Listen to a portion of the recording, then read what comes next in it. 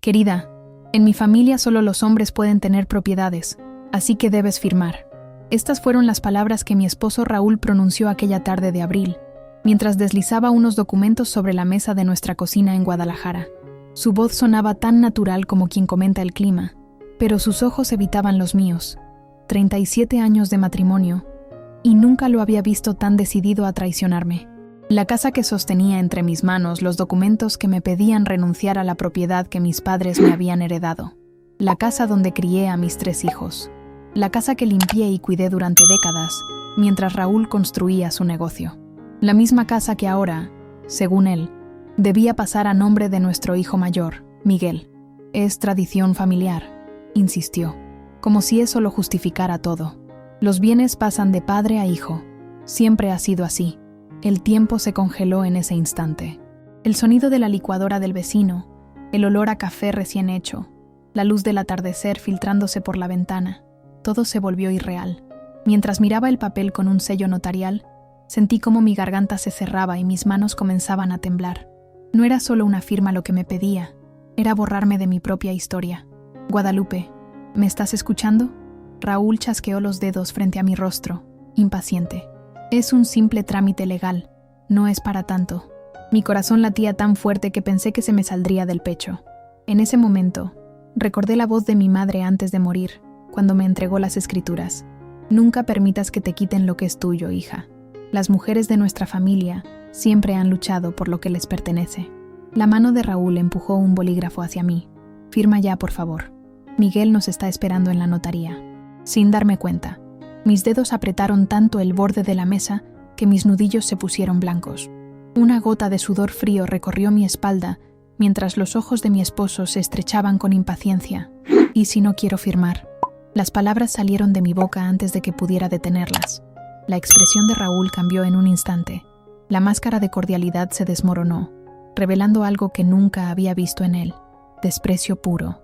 No es una opción, Guadalupe. Ya lo hablamos con la familia. Ya está decidido. Sentí como si me hubieran lanzado un cubo de agua helada. ¿Hablamos? ¿Decidido? ¿Quiénes? ¿Cuándo? El ruido del teléfono interrumpió el momento. Era Miguel. Raúl contestó con una naturalidad escalofriante. Sí, hijo. Vamos en camino.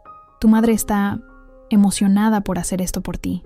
Mientras lo escuchaba mentir tan descaradamente, algo se quebró dentro de mí. No era solo la traición de mi esposo lo que me dolía, sino darme cuenta de que, quizás, nunca me había visto como una igual.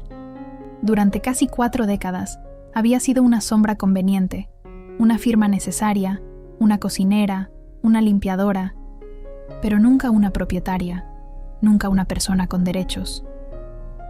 Dame los papeles, dije con voz monótona. Raúl sonrió satisfecho, pensando que había ganado. No sabía que acababa de despertar algo que llevaba décadas dormido dentro de mí. Tomé los documentos y, fingiendo revisarlos, los doblé cuidadosamente. Los leeré esta noche. Mañana hablaremos. Pero Miguel nos está esperando. Que espere, respondí, guardando los papeles en mi delantal. Después de todo, ha esperado 40 años para reclamar algo que nunca fue suyo. Salí de la cocina sin mirar atrás, sintiendo los ojos de Raúl clavados en mi espalda como dagas. Sabía que acababa de iniciar una guerra silenciosa, pero por primera vez en mi vida, no tenía miedo de luchar. La puerta de nuestra habitación se cerró tras de mí con un golpe seco que resonó por toda la casa. Era el sonido de una mujer que, a sus 63 años, finalmente decidía que ya era suficiente. Mi nombre es Guadalupe Reyes Mendoza. Nací en Puebla, pero he vivido casi toda mi vida en Guadalajara.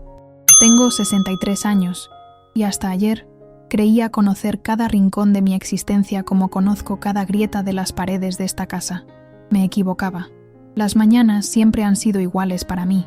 Despertar a las 5, preparar café para Raúl, hacer tortillas recién hechas, asegurarme de que su ropa esté perfectamente planchada. Incluso ahora, que nuestros hijos ya no viven aquí y él está jubilado, mantengo la misma rutina que aprendí de mi madre y ella de la suya. Una buena esposa mexicana se levanta antes que el sol, decía mi madre mientras me enseñaba a moler el maíz cuando apenas alcanzaba la mesa de la cocina. No cuestioné esa vida. La abracé como se abraza una identidad, un destino. Mis manos están marcadas por el trabajo. pequeñas cicatrices de quemaduras de cocina, callosidades de décadas lavando ropa, uñas cortas y prácticas que nunca conocieron esmalte. Son las manos de una mujer que ha servido a otros antes que a sí misma, siempre. La casa que ahora quieren quitarme no es lujosa, pero es hermosa a su manera. Un patio central con bugambilias que planté cuando Miguel nació, hace 40 años. Una cocina amplia donde enseñé a mis hijas, Lucía y Carmen, los secretos del mole poblano que mi abuela me transmitió. Paredes que han absorbido risas, llantos, peleas y reconciliaciones. Cada centímetro de este lugar contiene fragmentos de mi alma. Raúl era mecánico cuando nos conocimos. Trabajaba en un pequeño taller en el centro. Con el tiempo, abrió su propio negocio, que creció hasta convertirse en una cadena de talleres automotrices. Talleres Méndez, ahora administrados por Miguel. Siempre apoyé cada paso de Raúl. Cuando no teníamos dinero para contratar ayudantes, yo limpiaba el taller después de atender la casa. Cuando necesitaba dinero para expandirse, vendí las pocas joyas que había heredado de mi abuela. Nunca me quejé. Así nos criaron a las mujeres de mi generación, para ser pilares invisibles, para sostener sin ser vistas. Mis días transcurren entre el mercado de San Juan de Dios, donde los vendedores me conocen por nombre, la iglesia de Santa Mónica, donde rezo cada jueves, y esta casa que huele a canela y a memoria. Mis vecinas, Dolores y Concepción, vienen a tomar café conmigo los martes. Hablamos de nuestros hijos, de las telenovelas, de los remedios para el dolor de huesos. Nunca hablamos de propiedades, de derechos, de traiciones. Mis hijas me visitan poco. Lucía vive en Ciudad de México, trabaja en un banco y tiene 2 hijos que apenas conozco. Carmen se casó con un estadounidense y vive en San Antonio. Habla con acento cuando viene en Navidad. Miguel es el único que quedó en Guadalajara, cerca de nosotros, cerca del negocio familiar. Siempre fue el favorito de Raúl, el heredero. «Mamá, tú no entiendes de negocios», me dice Miguel cuando intento opinar sobre algo relacionado con los talleres. Lo dice con el mismo tono condescendiente que usa Raúl. Lo dice como si mis décadas cocinando con presupuestos ajustados, administrando el hogar, estirando el dinero cuando apenas alcanzaba, no fueran también negocios. Esta mañana, mientras Raúl dormía, revisé los documentos que quiere que firme. Escrituras, poderes notariales, cesiones de derechos. Todo redactado con un lenguaje diseñado para confundir, para intimidar. Pero no soy tonta. Mi padre, que era escribano, me enseñó a leer entre líneas, a desconfiar de los papeles que se presentan con prisa. Ayer, después de guardar los documentos, llamé a mi comadre Esperanza. Su hijo Javier es abogado. «Véngase para acá, comadre», me dijo sin dudarlo cuando le conté lo ocurrido. Esto no está bien. No le dije nada a Raúl sobre esa llamada. Esta mañana le serví su café como siempre, le planché su camisa como siempre, pero algo había cambiado. Mientras lo observaba leer su periódico, me di cuenta de que estaba mirando a un extraño, un hombre con quien compartí cama durante casi 4 décadas, pero que, en el fondo, nunca me consideró su igual. «¿Y los papeles?», preguntó sin levantar la vista del periódico. «Los estoy revisando», respondí, sirviéndole más café. «No hay nada que revisar, Guadalupe. Son formalidades». Sus palabras cayeron como piedras en el silencio de la cocina. Formalidades, como si mi nombre, mi herencia, mi existencia legal fueran meros trámites en su camino. Mientras lavaba los platos, miré por la ventana hacia el patio donde mis bugambilias florecen año tras año, resistiendo sequías y temporales. Como yo he resistido, sin darme cuenta de que estaba resistiendo. Hasta ahora. La primera puñalada llegó esa misma tarde, cuando escuché voces en la sala. Dejé la ropa que estaba tendiendo en el patio y me acerqué silenciosamente. Raúl no estaba solo. Reconocí las voces de Miguel y de don Eduardo, el notario que ha trabajado con la familia durante años. «Mi madre está siendo irracional», decía Miguel con frustración. «Siempre ha sido así, papá, dramática por todo». «Ya firmará», respondió Raúl con una seguridad que me heló la sangre. «No tiene opción. ¿Qué va a hacer?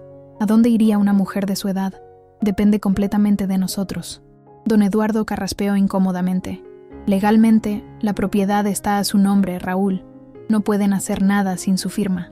«Hay maneras», intervino una cuarta voz que no reconocí de inmediato. Después me di cuenta. Era Javier Méndez, el primo de Raúl, abogado de dudosa reputación. Si podemos argumentar incapacidad mental, por ejemplo, me tapé la boca para no dejar escapar un grito. ¿Incapacidad mental? ¿Yo? No sé, Javier, dijo don Eduardo con evidente incomodidad. Eso es muy extremo y requeriría evaluaciones médicas, testigos. Tengo amigos médicos, respondió Javier con una naturalidad escalofriante. Y los vecinos pueden testificar que últimamente la han visto hablar sola en el jardín, comportarse de manera extraña. Sentí que mis piernas se doblaban. Era cierto que a veces hablaba mientras regaba las plantas, una costumbre que tenía desde siempre. ¿Eso usarían contra mí? ¿Me declararían loca para quitarme lo que es mío? No quiero llegar a eso, dijo Raúl, y por un momento sentí un alivio que pronto se desvaneció. Prefiero convencerla. 40 años juntos deben servir para algo, ¿no? Miguel soltó una risa que nunca le había escuchado. Fría, calculadora. Papá, has estado casado con ella toda tu vida y todavía crees que puedes razonar con ella. Las mujeres de su generación no entienden de negocios ni de patrimonio familiar. Tu madre ha sido una buena esposa, respondió Raúl, como quien habla de un electrodoméstico confiable. Pero esto va más allá. Es el futuro de los talleres Méndez, el legado que construimos. ¿Construimos? Cada peso que entró a esta casa pasó por mis manos. Cada comida que alimentó a Raúl y le dio fuerzas para trabajar salió de mi cocina. Cada noche que durmió tranquilo fue porque yo velaba por nuestro hogar. ¿Y ahora resultaba que el negocio familiar era solo suyo y de Miguel? La convenceré, insistió Raúl. Esta noche hablaré con ella. Ya te dije que la ablandaré yo, intervino Miguel. Le recordaré cuánto significa para ella ver crecer a sus nietos. Le diré que estamos pensando en poner una sucursal de los talleres a nombre de mi hijo, su nieto preferido. Eso la conmoverá. Mi nieto Raúl Jr. apenas tiene 5 años. Lo adoro, es cierto, pero usar ese amor contra mí, sentí náuseas. Bien, concedió Raúl. Inténtalo tú primero, pero si no funciona, recurriremos al plan B, completó Javier. Tengo los papeles de incapacidad mental casi listos. Solo habría que llenar los espacios en blanco. Ya tenían los papeles preparados. Ya habían conspirado a mis espaldas. Ya habían decidido que, si no cedía voluntariamente, me declararían incapaz. Me quitarían no solo mi propiedad, sino mi dignidad, mi autonomía, mi mente. Me alejé de la puerta, temblando. Regresé al patio y me senté entre las sábanas a medio tender, sintiendo cómo el mundo se derrumbaba a mi alrededor. Las lágrimas que no había derramado en años comenzaron a caer silenciosamente. Pensé en llamar a mis hijas, pero ¿me creerían? Lucía siempre ha adorado a su padre y a su hermano. Carmen está demasiado lejos, demasiado ocupada con su vida americana.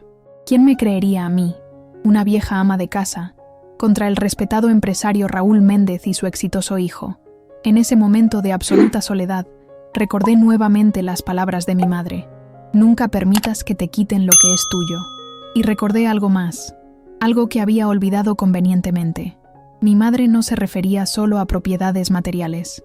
Se refería a mi voz, a mi dignidad, a mi derecho a existir como persona, no como una extensión de mi esposo. El sonido del timbre me sobresaltó. Sequé mis lágrimas rápidamente y fui a abrir. Era Miguel, con su sonrisa perfecta y un ramo de flores, las mismas flores que me traía cada vez que necesitaba un favor. «Mamita linda», dijo, besándome en la mejilla, «vine a invitarte a comer. Tenemos tanto de qué hablar». «Claro, hijo», respondí, sorprendiéndome de lo firme que sonaba mi voz, a pesar del tornado que sentía dentro. «Solo déjame cambiarme». Mientras Miguel esperaba en la sala, justo donde minutos antes había conspirado contra mí, tomé una decisión. Iría a esa comida, escucharía sus mentiras, fingiría considerar su propuesta, y mientras tanto, buscaría la manera de protegerme, porque ahora sabía que no solo mi casa estaba en juego, sino mi libertad. En el espejo del baño, una mujer desconocida me devolvió la mirada, una mujer con fuego en los ojos donde antes solo había resignación. «Nunca permitas que te quiten lo que es tuyo», susurré a mi reflejo. Esta vez, no olvidaría esas palabras. El restaurante que eligió Miguel era lujoso, uno de esos lugares nuevos en la zona financiera de Guadalajara, donde un plato cuesta lo que antes gastábamos en la despensa de una semana. Me sentí fuera de lugar con mi vestido sencillo y mi chal tejido. rodeada de ejecutivos con trajes caros y mujeres jóvenes con uñas perfectas que tecleaban en sus teléfonos sin parar. ¿Te gusta, mamá? Lo acaban de abrir. El chef estudió en Francia, dijo Miguel mientras un mesero nos entregaba cartas con platos cuyos nombres apenas podía pronunciar. Mientras fingía leer el menú, mi mente viajó al pasado, a los tiempos en que nuestras comidas familiares eran en la mesa de madera que mi padre hizo para mí cuando me casé, mesa que aún conservo, llena de marcas de cuchillos, manchas de salsa y quemaduras de velas, mesa que guarda la historia de nuestra familia. Recordé la época en que Raúl y yo apenas empezábamos. Teníamos un cuarto rentado en la colonia Analco. Él trabajaba de sol a sol en el taller de don Tomás, y yo cosía uniformes escolares para ayudar con los gastos. Cuando quedé embarazada de Miguel, pasamos meses comiendo frijoles y tortillas para ahorrar cada centavo. ¿Recuerdas, hijo, cómo construimos la primera habitación de la casa?, pregunté, interrumpiendo su monólogo sobre las virtudes del vino que había ordenado. Miguel me miró desconcertado, como si le hablara de otra vida. Tu padre y yo compramos los ladrillos poco a poco, cada quincena. Los apilábamos detrás de la casa de mis padres. Cuando tuvimos suficientes, tus tíos vinieron un domingo y entre todos levantaron las paredes. Yo estaba embarazada de ti, pero aún así preparé comida para 10 hombres que trabajaron todo el día. Mamá, ¿qué tiene que ver eso con lo que estamos hablando? Esa habitación fue la primera de nuestra casa, la casa que ahora quieren que firme para ponerla a tu nombre. Miguel dejó su copa de vino y miró alrededor, visiblemente incómodo. Mamá, no es el momento ni el lugar. ¿Cuándo es el momento, hijo? ¿Cuándo ya tengan listos los papeles para declararme loca? Su expresión de sorpresa confirmó mis sospechas. No esperaba que yo supiera sobre el plan B. No sé de qué hablas, tartamudeó. Papá y yo solo queremos proteger el patrimonio familiar. El patrimonio familiar, repetí lentamente. ¿Sabes quién pagó la primera máquina para el taller de tu padre? Vendí el collar de perlas que mi abuela me dio en mi boda. Cuando tu hermana Lucía se enfermó de neumonía y necesitábamos dinero para los medicamentos, vendí los aretes de oro que me regaló mi madrina. Miguel jugueteaba con su cubierto, evitando mi mirada. Cuando quisimos expandir el taller y el banco no nos daba un préstamo, ¿sabes qué hice? Fui con mi comadre Esperanza, que trabajaba limpiando casas en las lomas, y durante 6 meses me levantaba a las 4 de la mañana para ir con ella. El dinero que gané fue el que permitió comprar el terreno donde ahora está la sede principal de los talleres Méndez. No sabía eso, murmuró Miguel. Hay muchas cosas que no sabes, hijo. Cuando tu padre bebía demasiado y gastaba el dinero de la renta, yo lavaba ropa ajena para que no nos echaran a la calle. Cuando necesitaste aparato en los dientes, dejé de comprarme hasta lo más básico durante 2 años. Las imágenes se agolpaban en mi mente. Noches cosiendo hasta que los dedos me sangraban para poder comprar los uniformes escolares. Veranos vendiendo gelatinas en la puerta de la casa para completar para los útiles. Inviernos sin suéter nuevo porque el dinero apenas alcanzaba para comprar los de mis hijos. La casa que ahora quieren poner a tu nombre, la construimos ladrillo a ladrillo, peso a peso. Cada centímetro de esas paredes contiene mi sudor, mis lágrimas, mi vida entera. Miguel parecía genuinamente sorprendido. Como muchos hijos, nunca había visto realmente el sacrificio detrás de su crianza, el costo invisible que su madre había pagado. Cuando tu hermana Carmen se casó, vendí un terreno que mi tío me había dejado en Puebla para pagar la fiesta. Tu padre no quería una boda grande, decía que era un gasto innecesario, pero yo sabía lo importante que era para ella. Nunca se lo dije a nadie. El dinero apareció milagrosamente, según tu padre. El mesero trajo los platos, pero ninguno de los dos tenía apetito ya. Mamá, entiendo que hayas hecho sacrificios, todas las madres los hacen, pero estamos hablando del futuro del negocio, de asegurar que todo quede en la familia. ¿Y yo no soy familia, Miguel? Yo, que di cada gota de mi sangre por ustedes, ¿no merezco decidir sobre lo que es mío? Es que no entiendes cómo funcionan estas cosas, comenzó, con ese tono condescendiente que tanto me dolía. Entiendo perfectamente. Entiendo que tu padre y tú creen que pueden disponer de mí como si fuera un mueble viejo, que pueden decidir sobre mi vida, sobre mis derechos, sobre mi casa, sin consultarme. Mamá, por favor, baja la voz, suplicó, mirando a las mesas vecinas. ¿Te avergüenza que la gente sepa cómo tratan a la mujer que los parió? ¿Te avergüenza que tu socio de la mesa de allá escuche que planeas declarar incapaz a tu propia madre para quitarle su casa? Eso no es así, exclamó, ahora visiblemente alterado. Es solo un resguardo legal, una precaución en caso de que no seas razonable. Sus palabras me confirmaron todo. No estaba negando la existencia del plan. Solo intentaba justificarlo. ¿Sabes qué, hijo? Creo que has heredado muchas cosas de tu padre, pero no su astucia para mentir. Al menos él tiene la decencia de inventar excusas creíbles. Me levanté lentamente, tomando mi bolso y mi chal. Espera, mamá. No hemos terminado de hablar, dijo, agarrando mi brazo. Me solté con una dignidad que no sabía que tenía. Yo sí he terminado, Miguel. Y quiero que sepas algo. Esa casa no será tuya. No mientras yo viva. Y a diferencia de lo que crees, todavía me queda mucha vida por delante. Salí del restaurante con la espalda recta y la cabeza alta, como me enseñó mi madre a caminar. Detrás de mí, dejaba a un hijo confundido y, por primera vez, quizás, consciente de que su madre no era solo una firma en un papel, sino una mujer completa. Las calles de Guadalajara me recibieron con su bullicio familiar. Caminé sin rumbo, dejando que mis pies me llevaran mientras mi mente procesaba todo lo ocurrido. 40 años de sacrificios, de amor incondicional, de trabajo silencioso. ¿Y este era mi pago? ¿Ser tratada como una demente, como un obstáculo en el camino de los hombres de mi familia? No, esta vez sería diferente. Esta vez, Guadalupe Reyes Mendoza lucharía por lo que es suyo. La humillación final llegó el domingo, durante la comida familiar. Raúl había insistido en invitar a todos, Miguel con su esposa Mariana y sus 2 hijos, Lucía, que había venido expresamente desde Ciudad de México, e incluso Carmen, conectada por videollamada desde San Antonio. La mesa estaba puesta con mi mejor mantel, el que bordé para nuestro 30 aniversario. Había preparado chiles en nogada, el platillo favorito de Raúl, y pastel de 3 leches para el postre. Mientras servía la comida, noté las miradas cómplices entre Raúl y Miguel. También percibí cómo Lucía me observaba con extrañeza, como evaluándome.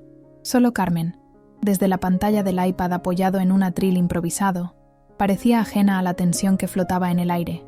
«Mamá, estás muy callada hoy», comentó Lucía mientras cortaba su chile. «¿Te sientes bien?». Antes de que pudiera responder, Raúl intervino.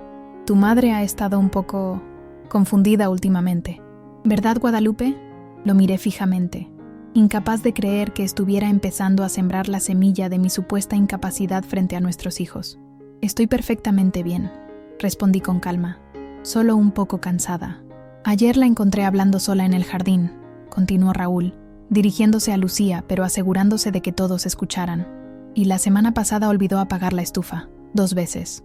«Papá, eso le pasa a cualquiera», intervino Carmen desde la pantalla, frunciendo el ceño. «Claro, concedió Raúl con una sonrisa condescendiente.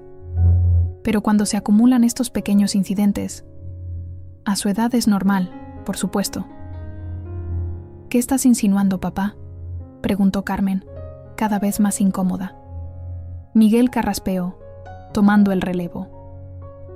«Lo que papá quiere decir es que hemos estado pensando en el futuro, en proteger a mamá y el patrimonio familiar». «¿Y eso qué significa exactamente?», insistió Carmen. Raúl tomó un sorbo de vino, dejando que Miguel continuara con el plan. «Significa que queremos asegurarnos de que la casa y los bienes estén bien resguardados, que haya una supervisión adecuada». Me mantuve en silencio, observando cómo desenvolvían su estrategia frente a mis hijas. El dolor de la traición era tan intenso que casi no podía respirar. «Estamos considerando poner la casa a nombre de Miguel», soltó finalmente Raúl, «por cuestiones prácticas». «¿La casa de mamá? ¿La que le dejaron sus padres?», preguntó Carmen visiblemente alterada. «La casa familiar», corrigió Raúl con firmeza, «que por cierto, he mantenido durante 40 años.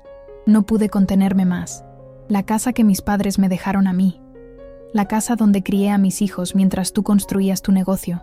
La casa que limpié, cuidé y mantuve con mis propias manos durante 4 décadas», dije, mirándolo directamente a los ojos. Un silencio incómodo cayó sobre la mesa.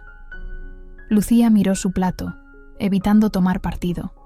Carmen, desde la pantalla, parecía a punto de decir algo más, pero Miguel se adelantó. «Mamá, ya hablamos de esto. Es lo mejor para todos. No queremos que, si algún día tú faltas, haya complicaciones legales o discusiones entre nosotros. ¿Y por qué no ponerla a nombre de los 3 hermanos?, preguntó Carmen. ¿Por qué solo Miguel? Porque él es quien vive aquí, quien estará al pendiente de mamá, respondió Raúl con impaciencia. Además, es el único que ha demostrado capacidad para administrar bienes. Sentí como si me hubieran abofeteado. Ni siquiera estaban disimulando su machismo, su convicción de que solo Miguel, por ser hombre, podía manejar una propiedad, o podría quedarse a nombre de mamá, como está ahora, sugirió Carmen. Después de todo es su casa. Raúl golpeó la mesa con el puño, haciendo saltar los cubiertos. Basta. Esto no está a discusión. Ya lo decidimos. Tu madre firmará los papeles mañana. Punto. Carmen abrió mucho los ojos, sorprendida por la violencia repentina de su padre. Lucía, por primera vez, levantó la mirada de su plato. ¿Mamá está de acuerdo con esto?, preguntó en voz baja. Antes de que pudiera responder, Miguel intervino. Por supuesto que está de acuerdo. ¿Verdad, mamá? Tú siempre has querido lo mejor para la familia. Todas las miradas se posaron en mí. Sentí el peso de 40 años de silencio, de aceptación, de sacrificio. Vi en los ojos de Raúl no amor, sino cálculo. En los de Miguel, no respeto, sino condescendencia. En los de Lucía, confusión. Y en los de Carmen, a pesar de la distancia y la pantalla, vi preocupación genuina. Me levanté lentamente, alisando mi delantal con manos que ya no temblaban. No, dije simplemente. ¿No qué?, preguntó Raúl desconcertado. No voy a firmar ningún papel. No voy a renunciar a mi casa. No voy a permitir que me declaren incapaz para robarme lo que es mío. Miguel se atragantó con su vino. ¿Quién ha dicho nada de declararte incapaz? Los escuché, respondí, sintiendo una extraña calma. Los escuché a ti, a tu padre y al primo Javier planeando cómo declararme mentalmente incompetente si no firmaba voluntariamente. Lucía ahogó un grito. Carmen, desde la pantalla, soltó una maldición en inglés que nunca le había escuchado. «Eso es ridículo», balbuceó Raúl, mirando a nuestras hijas. «Tu madre está confundida, está inventando cosas». «Claro, ahora estoy confundida, ¿verdad? Confundida como cuando escuché claramente al primo Javier decir que tiene médicos amigos que pueden certificar mi incapacidad. Confundida como cuando te oí decir que, de todas formas, ¿qué podría hacer una mujer de mi edad sin ustedes?». El rostro de Raúl se transformó. La máscara de preocupación paternal cayó, revelando una furia que pocas veces había visto. «Ya basta de tonterías. Firmarás esos papeles mañana y punto. Se acabó la discusión». Se levantó violentamente, tirando la silla. Por un momento terrible, pensé que me golpearía. Nunca lo había hecho en 40 años de matrimonio, pero tampoco había visto esta faceta suya. «Papá, cálmate», intervino Miguel, poniéndose de pie también. «No me digas que me calme. Estoy harto de consideraciones. Estoy harto de esperar. Esa casa debería haber sido mía desde el principio. Un hombre debe ser dueño de su casa». Sus palabras, tan crudas y honestas en su machismo, cayeron como piedras en la habitación silenciosa. Un hombre debe ganarse su casa, no robársela a su esposa. Dije con una voz que no parecía la mía, tan firme, tan clara.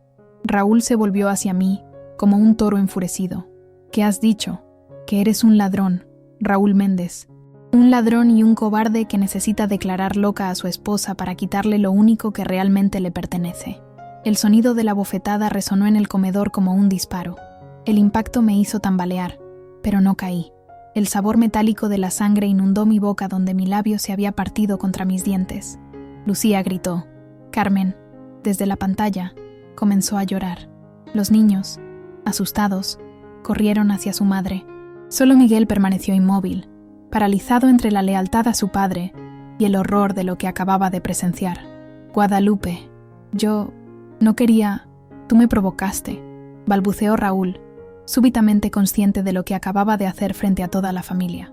Llevé mi mano a la mejilla ardiente, sintiendo cómo se hinchaba, pero en lugar de lágrimas, sentí una extraña paz.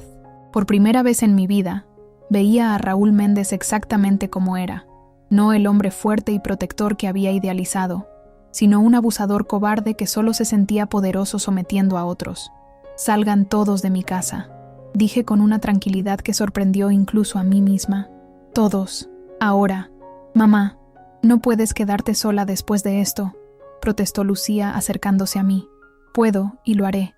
Esta es mi casa, mía, y quiero que se vayan todos de ella en este momento. Miguel intentó acercarse. Mamá, estás alterada. Necesitas calmarte. Lo que necesito es que respeten mi decisión por primera vez en mi vida. Salgan de mi casa. Ya no son bienvenidos aquí. Raúl, todavía aturdido por su propia acción, intentó recuperar el control. No seas ridícula, Guadalupe. No puedes echarnos de nuestra propia casa. De mi casa, corregí, sintiendo cómo cada palabra me daba más fuerza. La casa que mis padres me dejaron a mí. La casa cuyas escrituras están a mi nombre. Y si no salen ahora mismo, llamaré a la policía y presentaré una denuncia por agresión. ¿Cómo afectará eso a la reputación de los talleres Méndez, Raúl? Mi amenaza surtió efecto. Raúl palideció ante la idea del escándalo público. Miguel, comprendiendo la gravedad de la situación, tomó a su padre del brazo. Vámonos, papá. Vámonos ahora. Pero, ¿dónde voy a dormir esta noche?, preguntó Raúl, súbitamente vulnerable, como un niño perdido. Eso debiste pensarlo antes de golpear a tu esposa, respondió Miguel, arrastrándolo hacia la puerta. Mientras salían, Carmen seguía llorando desde la pantalla abandonada sobre la mesa. Lucía se acercó a mí una última vez. Mamá, déjame quedarme contigo esta noche. Negué con la cabeza. Necesito estar sola, hija. Necesito pensar. 40 años es mucho tiempo para procesar en una noche. Reluctante, Lucía recogió sus cosas y siguió a su hermano y a su padre. En la puerta, se volvió una última vez. Te llamaré mañana, mamá. Asentí, sin comprometerme a contestar. Cuando finalmente la casa quedó en silencio, me senté en mi silla, frente a los platos abandonados y la comida enfriándose. La mejilla me latía dolorosamente, pero algo dentro de mí se sentía extrañamente liviano, como si hubiera dejado caer un peso que había cargado toda mi vida sin darme cuenta. Tomé el iPad donde Carmen seguía conectada, mirándome con ojos preocupados desde San Antonio. Estoy bien, hija, le dije, tocando suavemente la pantalla como si pudiera acariciar su rostro. Por primera vez en mucho tiempo, creo que realmente estoy bien. Y sorprendentemente, era verdad. A pesar del dolor, a pesar de la traición, a pesar de la humillación, me sentía más viva de lo que me había sentido en décadas, porque finalmente había encontrado mi voz. La noche cayó sobre Guadalajara, y con ella, la certeza de que nada volvería a ser como antes. La vieja Guadalupe había muerto con aquella bofetada, y de sus cenizas estaba naciendo una mujer nueva. Esa noche no dormí. ¿Cómo podría? 40 años de matrimonio habían terminado con una bofetada y una revelación, mientras recorría cada habitación de mi casa. Mi casa, no nuestra casa. Sentía como si la viera por primera vez. Cada objeto, cada rincón, contenía fragmentos de una vida que ahora reconocía como una elaborada mentira. El reloj de la sala que Raúl me regaló en nuestro 10º aniversario ahora me parecía un recordatorio constante del tiempo que había perdido sometiéndome. Las fotos familiares en las paredes, con sus sonrisas perfectas, ahora revelaban lo que siempre me negué a ver. La mano de Raúl sobre mi hombro no era un gesto de afecto, sino de posesión. Hacia las 3 de la mañana, me senté en la cocina con una taza de té de manzanilla. Mi labio seguía hinchado, y un moretón se formaba en mi mejilla. Debería sentir vergüenza, miedo, desolación, pero lo único que sentía era una extraña claridad, como si toda mi vida hubiera tenido una capa de niebla que finalmente se disipaba. Recordé todas las veces que había callado para mantener la paz, todas las veces que había aceptado las decisiones de Raúl sin cuestionarlas, todas las veces que me había convencido de que mi opinión no era importante, que mi papel era apoyar, nunca liderar, nunca más. Susurré a la cocina vacía, nunca más. Con las primeras luces del amanecer, tomé una decisión. Busqué en el cajón de la cocina donde guardaba los documentos importantes. Encontré las escrituras de la casa, el testamento de mis padres que me nombraba única heredera, la libreta bancaria de la cuenta que mantuve en secreto durante años, donde guardaba el dinero de mis pequeños trabajos, de los regalos que recibía en cumpleaños y navidades. No era una fortuna, pero sí lo suficiente para sobrevivir unos meses si las cosas se ponían difíciles. Y se pondrían difíciles, no tenía duda. Raúl no se rendiría fácilmente. A las 7 en punto, llamé a mi comadre Esperanza. «Comadre», le dije cuando contestó, «necesito el número de su hijo Javier». el abogado. Esperanza percibió algo en mi voz. Pasó algo, Guadalupe. Suenas diferente. No quise entrar en detalles. No en ese momento. Te contaré todo después. Ahora necesito ese número. Mientras marcaba, mi mano no tembló. Quedamos de vernos en su despacho a las 10. Me vestí con cuidado, eligiendo un conjunto que no había usado en años, un traje sastre azul marino que Carmen me regaló en mi cumpleaños 60. Para que te sientas poderosa, mamá, me había dicho. En ese momento, pensé que era un regalo extraño. Ahora, entendía perfectamente. Me maquillé con cuidado, tratando de disimular el moretón de mi mejilla. No por vergüenza, sino porque no quería distracciones en la reunión con el abogado. Esto no se trataba de Raúl y su violencia. Se trataba de mí y mi futuro. El despacho de Javier Castro, el hijo de Esperanza, estaba en una zona moderna de la ciudad. Mientras esperaba en la recepción, observé a las secretarias jóvenes teclear en sus computadoras, a los abogados con trajes impecables entrar y salir con maletines. Me sentí fuera de lugar, pero me obligué a mantener la espalda recta y la cabeza alta. «Señora Reyes, pase por favor», me indicó una joven con una sonrisa profesional. Javier me recibió con calidez. A pesar de ser un abogado reconocido, nunca olvidó sus orígenes humildes ni el esfuerzo que su madre hizo para pagarle los estudios. «Doña Guadalupe, mi madre me llamó. Dice que es urgente». Mientras le explicaba mi situación, Javier tomaba notas. No omití ningún detalle.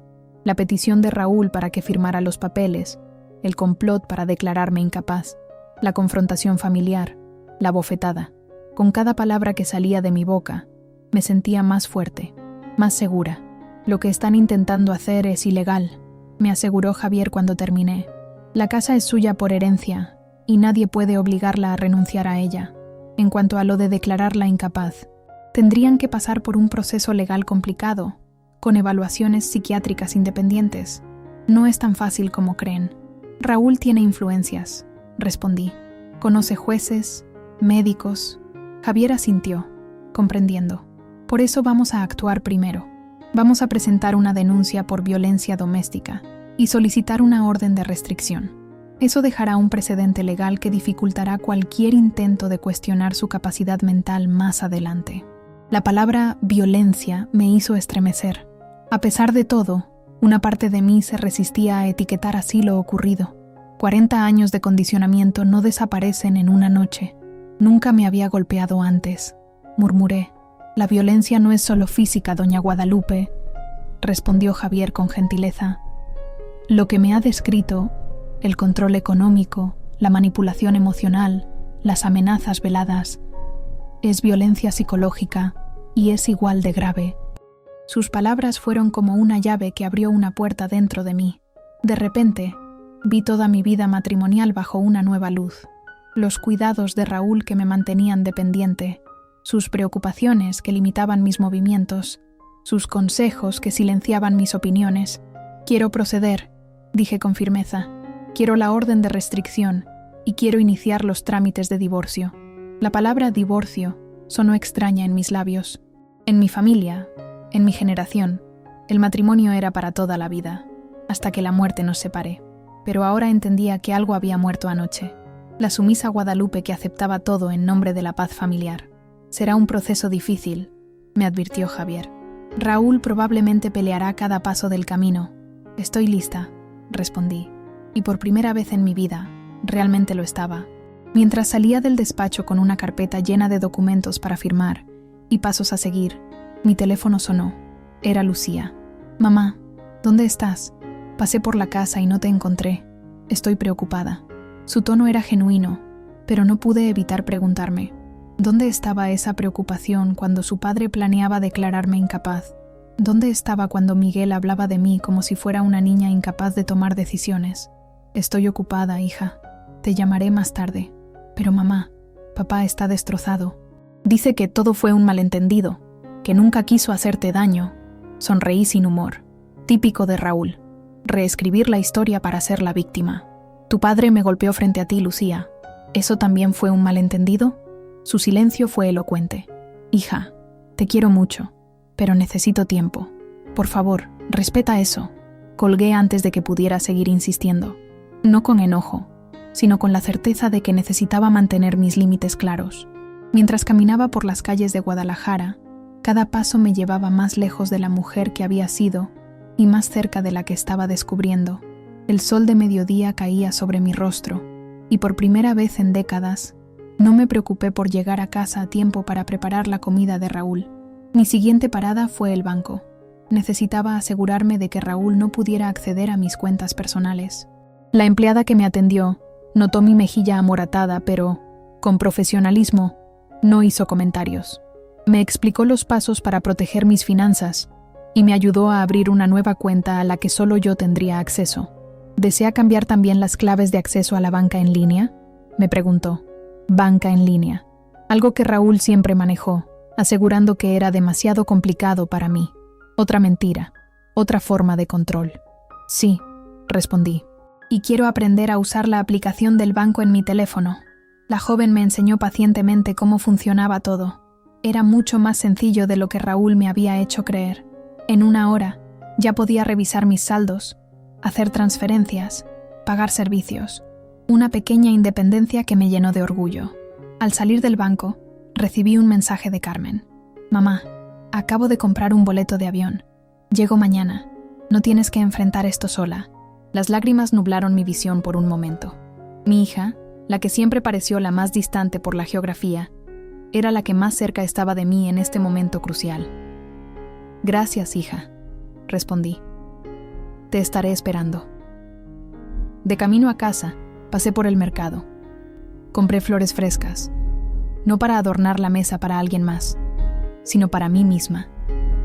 Compré mi pan favorito, sin preocuparme de si a Raúl le gustaría.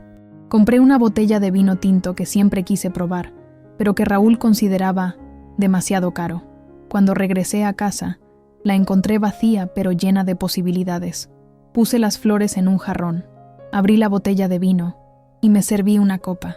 Encendí la radio y sintonicé una estación de boleros, música que Raúl siempre criticaba por cursi. Mientras el sol se ponía sobre Guadalajara, Guadalupe Reyes Mendoza se sentó en el porche de su casa, y brindó con el vino por la mujer que estaba descubriendo. Una mujer fuerte, capaz, digna. Una mujer que, a los 63 años, finalmente comenzaba a vivir. El avión de Carmen aterrizó puntualmente al mediodía. Verla caminar hacia mí en el aeropuerto de Guadalajara, con su maleta y su expresión de determinación, me llenó de una emoción que no esperaba. Mi hija, que había construido una vida tan lejos, había dejado todo para venir a mi lado cuando más la necesitaba. «Mamá», susurró mientras me abrazaba con fuerza. Se apartó para mirar mi rostro, su dedo rozando suavemente el moretón que ahora se extendía de mi mejilla al mentón. «Nunca imaginé». «Yo tampoco, hija», respondí, tomando su mano. «Pero ahora estamos aquí, lidiando con la realidad». En el taxi de regreso a casa, Carmen me contó que Miguel la había llamado, intentando convencerla de que no viniera. Dijo que estabas confundida, que estabas exagerando, que todo se podría resolver en familia, me explicó con indignación. Le dije que si tocar a nuestra madre era su idea de resolver en familia, entonces yo ya no quería ser parte de esa familia. Su lealtad me conmovió, pero también me entristeció. Las acciones de Raúl no solo habían destruido nuestro matrimonio, sino que estaban fracturando a nuestros hijos. Al llegar a casa, Carmen dejó su maleta en la habitación de invitados y me pidió un recorrido. «Quiero que me muestres todo, mamá. Quiero entender qué está pasando realmente». La llevé por cada habitación, por cada rincón de la propiedad que Raúl y Miguel querían quitarme. Le mostré el jardín trasero donde cultivaba mis hierbas, el pequeño taller donde guardaba mis materiales de costura, la recámara principal que ahora solo ocupaba yo. «Hay algo que quiero mostrarte», le dije finalmente, conduciéndola al ático. Subimos por la escalera plegable y entramos en el espacio polvoriento que casi nunca visitábamos. En un rincón, bajo una lona amarillenta, había un baúl antiguo. «Este era de tu abuela», expliqué mientras retiraba la lona. Me lo dejó cuando murió, con instrucciones específicas de no abrirlo hasta que fuera realmente necesario. Carmen me miró con curiosidad mientras yo buscaba la llave que siempre llevaba en un cordón alrededor de mi cuello, oculta bajo mi ropa. «¿Y nunca tuviste curiosidad? ¿Nunca lo abriste?» Respeté su voluntad. respondí simplemente. Pero ahora creo que es el momento. La llave giró con dificultad en la cerradura oxidada. Cuando finalmente se abrió, el aroma a cedro y papel antiguo inundó el ático. Dentro había documentos cuidadosamente organizados, fotografías amarillentas y un sobre grande sellado con mi nombre escrito en la elegante caligrafía de mi madre. Con manos temblorosas, abrí el sobre. Contenía una carta y varios documentos legales. Querida hija, comencé a leer en voz alta. Si estás leyendo esto, es porque has reconocido finalmente que necesitas protegerte. Siempre supe que Raúl no era el hombre que tú creías, pero también sabía que tenías que descubrirlo por ti misma. Las palabras de mi madre, escritas décadas atrás, me golpearon como una revelación. Ella había visto a través de Raúl desde el principio. Había reconocido sus tendencias controladoras, su egoísmo disfrazado de protección. Por eso tomé precauciones, continuaba la carta. Los documentos que acompañan esta carta son pruebas de que la casa de la calle Hidalgo nunca fue parte de los bienes matrimoniales. Mi abogado se aseguró de que estuviera legalmente protegida como tu herencia personal exclusiva, inmune a cualquier reclamo de tu esposo. Carmen ahogó un grito. ¿Abuela hizo eso? ¿Sabía que esto podría pasar? Seguí leyendo, cada palabra de mi madre revelando una sabiduría y previsión que nunca le había reconocido en vida. Además, querida hija, debes saber que tu abuelo estableció un fideicomiso a tu nombre que ha estado generando intereses durante todos estos años. Raúl nunca lo supo porque tu padre y yo acordamos mantenerlo en secreto. Ese dinero es tuyo, solo tuyo, para usarlo cuando más lo necesites. Con manos temblorosas, revisé los documentos adjuntos. Efectivamente, existía una cuenta en un banco prestigioso de la Ciudad de México con mi nombre, inactiva durante décadas, acumulando intereses. La suma inicial no era enorme, pero después de casi 40 años, se había convertido en una cantidad respetable, lo suficiente para vivir cómodamente durante años, para renovar la casa, para viajar si quería. «Mamá», susurró Carmen, su voz quebrada por la emoción. «Esto cambia todo». «No solo eso», respondí, sacando otro documento del baúl. «Mira esto». Era un testamento, fechado apenas unos meses antes de la muerte de mi padre. En él, nombraba a mi tío Héctor como administrador de unas tierras en las afueras de Puebla, tierras que, según el documento, me pertenecían por herencia, pero cuya administración había sido confiada a mi tío para evitar que Raúl la reclamara. «Estas tierras», murmuré, recordando vagamente conversaciones de mi infancia. Mi padre siempre decía que eran áridas, sin valor. Carmen, que había estado revisando otros documentos del baúl, levantó la vista con asombro. «Mamá, mira la ubicación exacta», dijo, señalando un mapa adjunto. «Estas tierras están justo donde ahora está el nuevo desarrollo industrial de Puebla. Valen una fortuna». Mi cabeza daba vueltas. No solo tenía la casa completamente asegurada como mi propiedad exclusiva, también tenía una cuenta bancaria que nunca supe que existía y tierras que podrían valer millones. Mis padres, desde el más allá, me habían proporcionado la independencia económica que Raúl siempre intentó negarme. ¿Por qué nunca me lo dijeron?, me pregunté en voz alta. Carmen encontró otra carta, más breve, escrita por mi padre. «Guadalupe, hija mía», leyó Carmen. «Si estás leyendo esto, es porque finalmente has visto a Raúl como realmente es. No te culpamos por no haberlo visto antes. El amor ciega, y tú siempre fuiste una mujer de gran corazón. Pero tu madre y yo no podíamos irnos de este mundo sin asegurarnos de que tuvieras un salvavidas cuando lo necesitaras. No te dijimos nada en vida porque te conocemos, hija. Tu sentido de la lealtad te habría llevado a compartirlo todo con él, incluso esto, y sabíamos que él lo habría despilfarrado o puesto a su nombre, como ha hecho con todo lo demás en tu vida». Las lágrimas corrían libremente por mis mejillas ahora. Mis padres, a quienes a veces había considerado demasiado tradicionales, demasiado anticuados, habían visto con claridad lo que yo misma me negaba a ver. Me habían protegido a pesar de mí misma. Entre los documentos encontramos también fotografías. Algunas eran conocidas. Mi boda, el nacimiento de mis hijos, reuniones familiares, pero había otras que nunca había visto. Raúl con mujeres que no conocía, en situaciones comprometedoras, fechadas, documentadas. «¿Papá, te engañaba?», preguntó Carmen horrorizada. Extrañamente, esta revelación no me dolió tanto como cabría esperar. Quizás porque, en el fondo, siempre lo había sospechado. Quizás porque, después de lo ocurrido en los últimos días, ninguna traición de Raúl podía sorprenderme ya. Tu abuelo siempre desconfió de él, respondí con calma. Parece que contrató a alguien para seguirlo. Había más. Recibos de transacciones sospechosas. Documentos que sugerían que Raúl había estado desviando dinero de los talleres Méndez a cuentas personales, perjudicando a los socios minoritarios, incluido Miguel. Esto podría hundir el negocio familiar si sale a la luz, murmuró Carmen. No es mi intención destruir a nadie, respondí, recogiendo cuidadosamente los documentos. Solo quiero lo que es mío y mi libertad. Mientras bajábamos del ático, con el baúl ahora en mis brazos, sentí una extraña sensación de calma. Ya no era solo una mujer mayor traicionada por su esposo. Era una mujer con recursos, con pruebas, con poder. ¿Qué harás ahora, mamá?, preguntó Carmen mientras preparábamos té en la cocina. Primero, contactar al banco en Ciudad de México para acceder al fideicomiso. Luego, hablar con el abogado de Javier sobre las tierras de Puebla. Respondí con una claridad que me sorprendió a mí misma. Y después, enfrentarme a Raúl con la verdad. Carmen me miró con una mezcla de admiración y preocupación. Ten cuidado, mamá. Cuando papá se entere de todo esto. Ya no le tengo miedo, hija, respondí, tomando su mano. Por primera vez en mi vida, veo el camino con claridad, y ese camino es mío, solo mío. Esa noche, después de que Carmen se acostara, me senté en el porche de mi casa con una taza de té.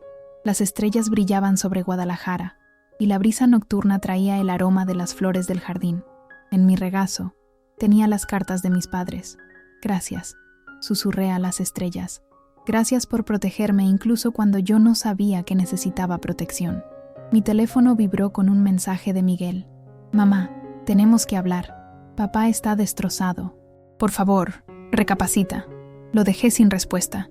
Ya no había vuelta atrás. La Guadalupe que agachaba la cabeza y cedía para mantener la paz familiar había muerto. En su lugar, había nacido una mujer que, a los 63 años, finalmente tomaba las riendas de su destino. Los días siguientes fueron un torbellino de actividad. Con Carmen a mi lado, navegué un mundo que Raúl siempre había manejado por mí. Bancos, abogados, notarías. Descubrí que tenía una habilidad natural para los negocios que nunca había podido explorar. Javier Castro, el hijo de mi comadre, se convirtió en mi abogado principal.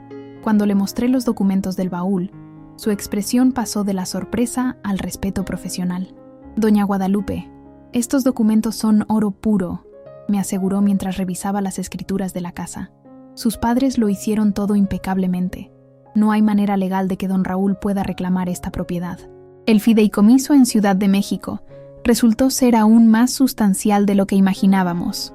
Mi abuelo había sido un hombre prudente que invirtió en acciones de empresas que, con los años, se habían multiplicado en valor.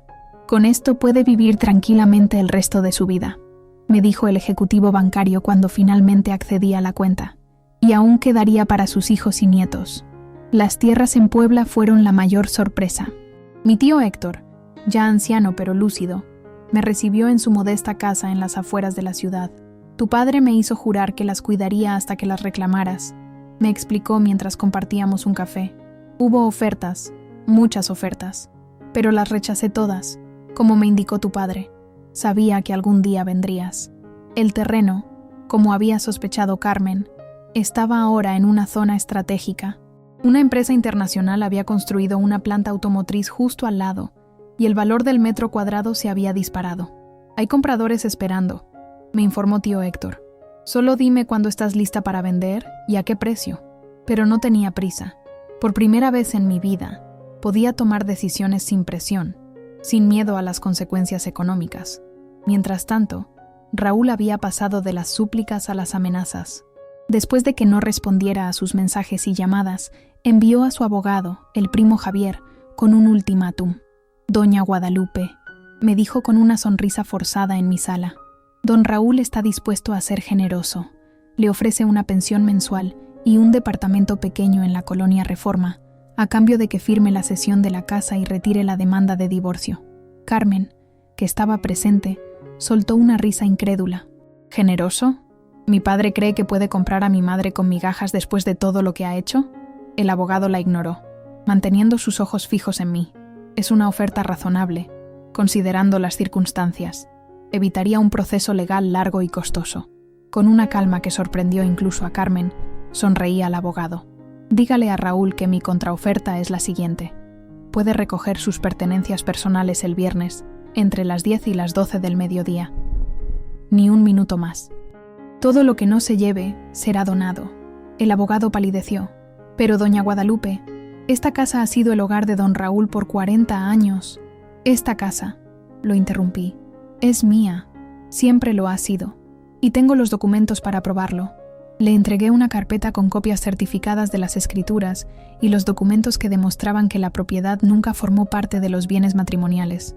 También incluí una copia de la orden de restricción que había solicitado tras la agresión. Si Raúl o Miguel ponen un pie en esta propiedad fuera del horario establecido, llamaré a la policía, añadí. Y en cuanto al proceso de divorcio, dígale que estoy preparada para hacerlo público, con todos los detalles, incluyendo estos. Le mostré algunas de las fotografías que documentaban las infidelidades de Raúl a lo largo de los años. El primo Javier, visiblemente incómodo, recogió sus cosas apresuradamente. Le transmitiré su respuesta, murmuró antes de salir. Cuando la puerta se cerró tras él, Carmen me abrazó con fuerza. «Mamá, estuviste increíble», exclamó. «¿Viste su cara cuando le mostraste las fotos?» Sonreí, pero sin verdadera alegría. No me enorgullecía usar tácticas de intimidación, pero entendía que en esta batalla, la ingenuidad sería mi peor enemiga. «No quiero humillar a tu padre», le expliqué a Carmen mientras preparábamos la cena. «Solo quiero que me deje en paz, que reconozca que he despertado y ya no puede manipularme. Después de todo lo que te hizo, merece que lo humillen», respondió Carmen con la indignación de la juventud. «Quizás, pero yo no quiero convertirme en lo que combato. No quiero llenarme de rencor». Los días siguientes los dedicamos a reorganizar la casa. Contraté a un cerrajero para cambiar todas las cerraduras. Instalamos un sistema de seguridad moderno, con cámaras y alarmas. Pinté de azul turquesa la recámara principal, un color que Raúl siempre detestó pero que a mí me encantaba. Cada pequeño cambio era un acto de reclamación, de reapropiación de mi espacio. Lucía me llamó, preocupada por los cambios que estaba haciendo. «Mamá, ¿no crees que estás siendo demasiado radical? Podrías intentar una reconciliación». «No hay vuelta atrás, hija», le respondí con firmeza. «Tu padre y yo terminamos. Puedes aceptarlo o no, pero es la realidad». Su silencio me dolió, pero entendía su confusión.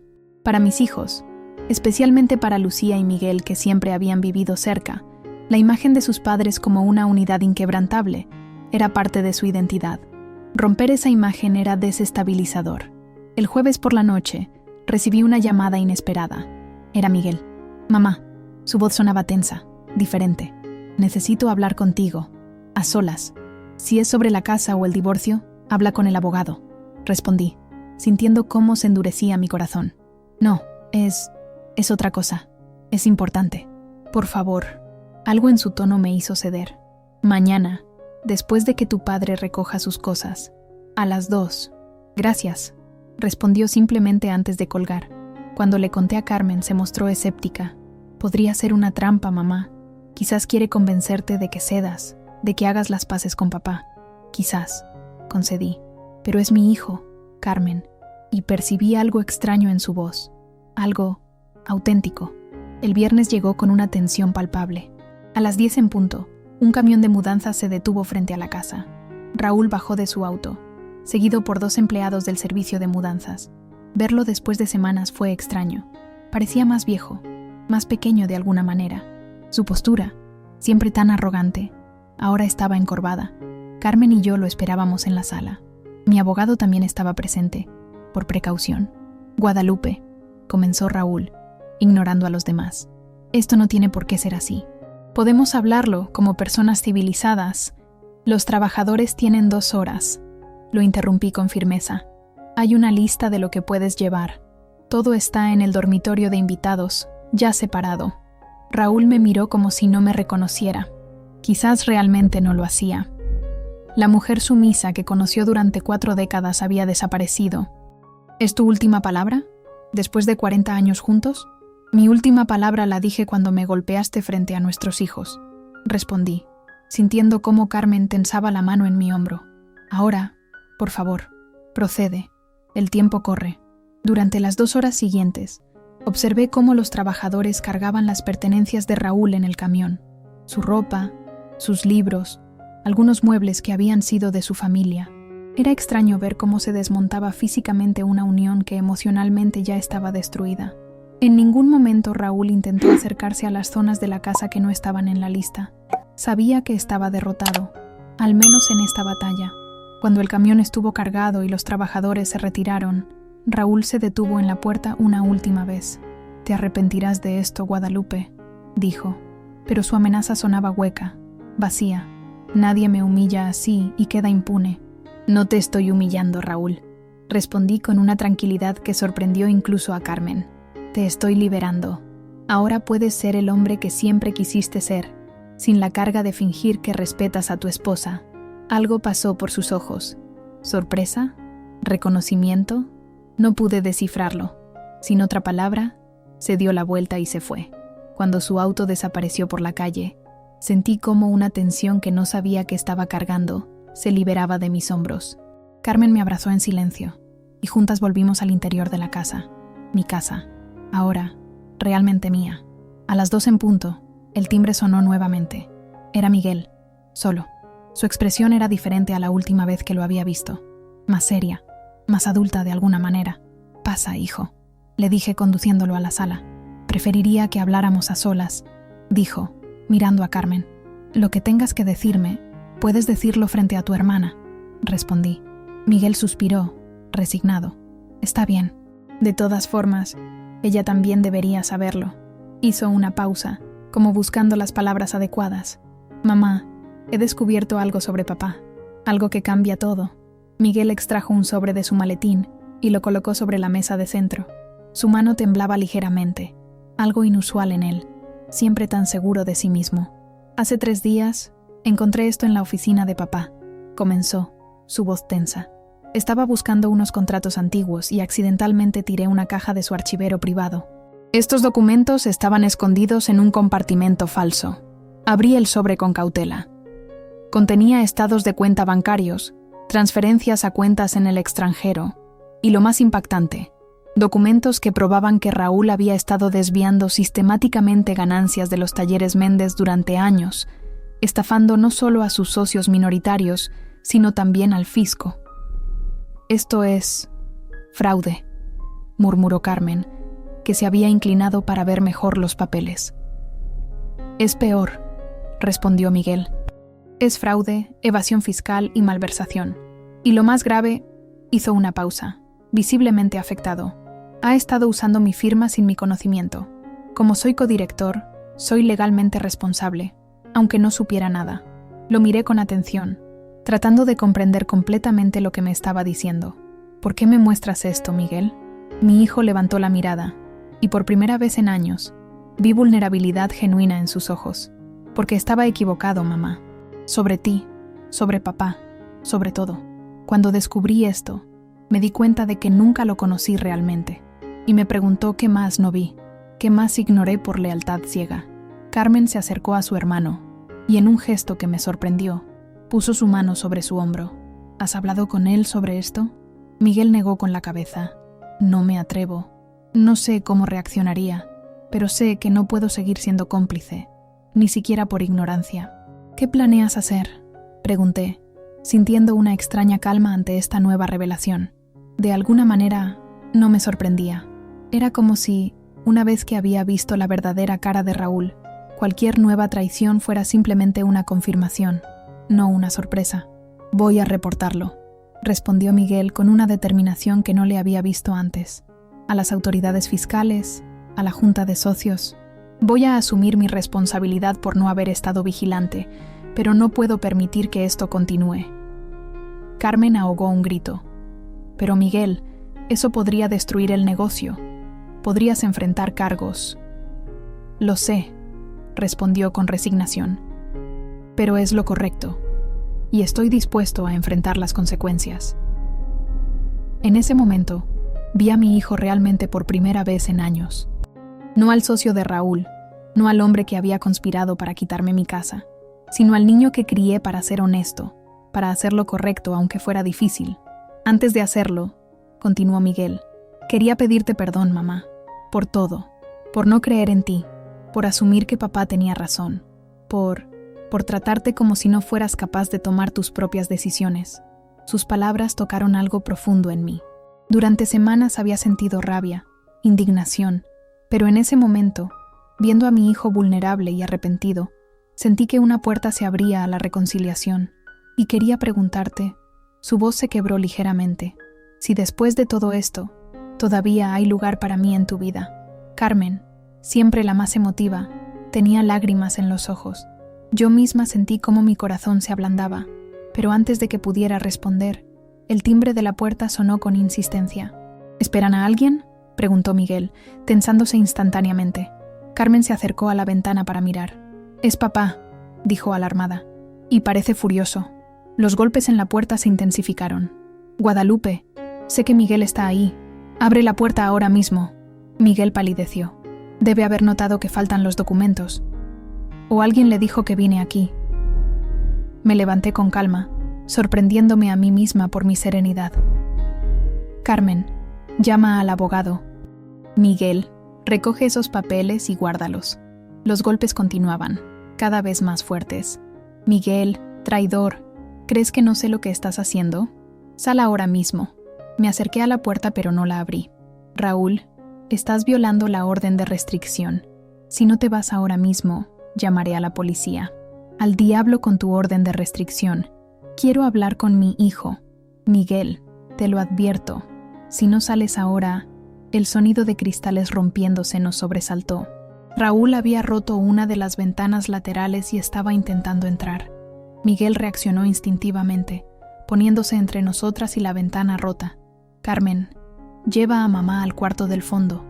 Yo me encargaré de esto». «No», lo detuve con firmeza. «Esta es mi casa. Yo me encargaré». Con una calma que no sabía que poseía, tomé el teléfono y marqué el número de emergencias. «Policía, por favor. Hay un hombre violando una orden de restricción e intentando entrar a mi casa». «Sí, ya ha causado daños». «¡Guadalupe!». Raúl apareció en el marco de la ventana rota, su rostro descompuesto por la rabia. «Dile a Miguel que salga. Esto es entre él y yo. La policía viene en camino, Raúl», respondí sin alterar mi voz. «Te sugiero que te vayas ahora si no quieres que te arresten». Sus ojos se movieron de mí a Miguel, que se mantenía firme a mi lado. «Así que es cierto, te has pasado al lado de tu madre. ¿Olvidaste quién construyó todo lo que tienes?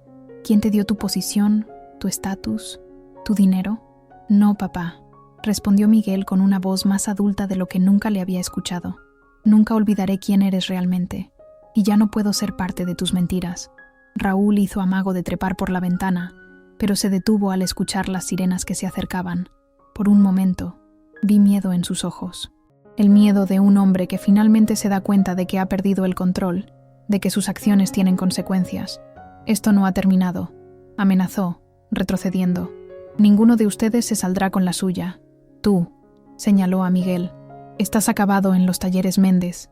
Y tú», me miró con un odio que nunca había visto, «te arrepentirás de esto el resto de tu vida». Cuando los policías llegaron, Raúl ya había desaparecido.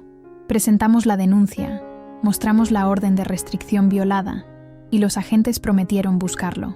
Pero todos sabíamos que un hombre como Raúl Méndez, con sus conexiones, probablemente no pasaría más que unas horas detenido, si acaso lo encontraban. Después de que los policías se fueran y un servicio de emergencia cubriera la ventana rota, los tres nos sentamos nuevamente en la sala. El enfrentamiento con Raúl había cambiado algo entre nosotros. Había un nuevo entendimiento, una solidaridad que no existía antes. «¿Qué haremos ahora?», preguntó Carmen, verbalizando lo que todos pensábamos. Miguel se pasó la mano por el cabello, un gesto tan similar al de su padre que me provocó un escalofrío. «Yo entregaré estos documentos a las autoridades. Es lo correcto. Pero ustedes deberían considerar irse por un tiempo, hasta que todo se calme.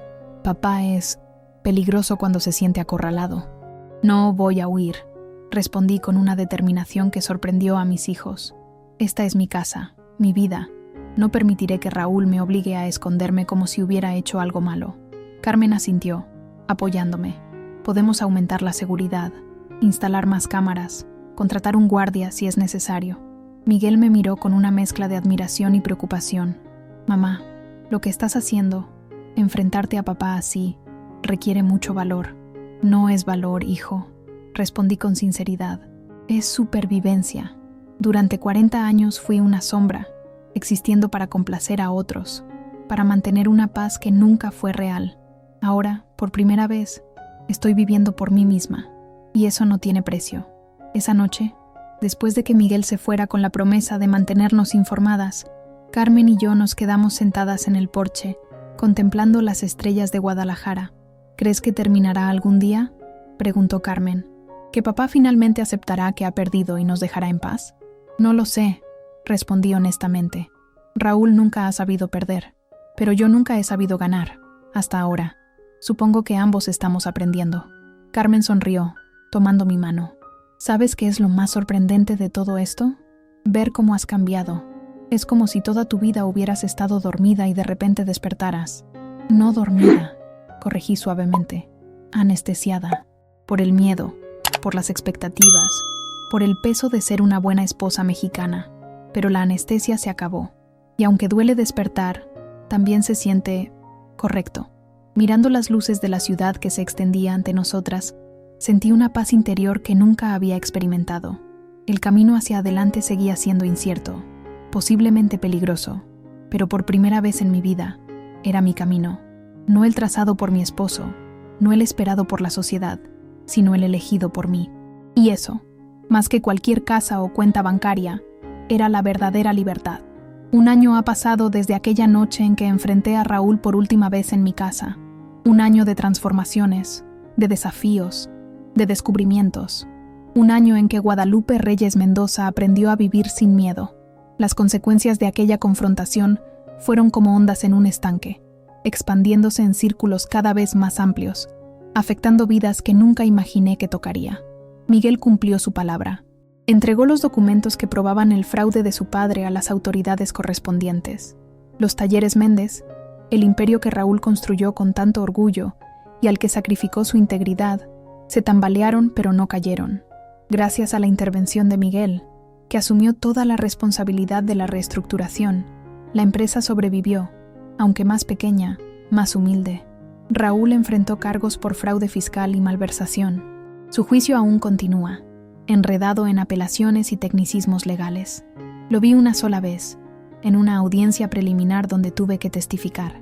Parecía un hombre disminuido, su arrogancia desvanecida bajo el peso de sus acciones. No sentí alegría al verlo así, solo una extraña compasión mezclada con indiferencia. Ya no tenía poder sobre mí. Lucía, que al principio se mantuvo leal a su padre, eventualmente reconoció la verdad cuando las evidencias se hicieron irrefutables. Nuestra relación, aunque todavía frágil, ha comenzado a reconstruirse sobre bases más honestas.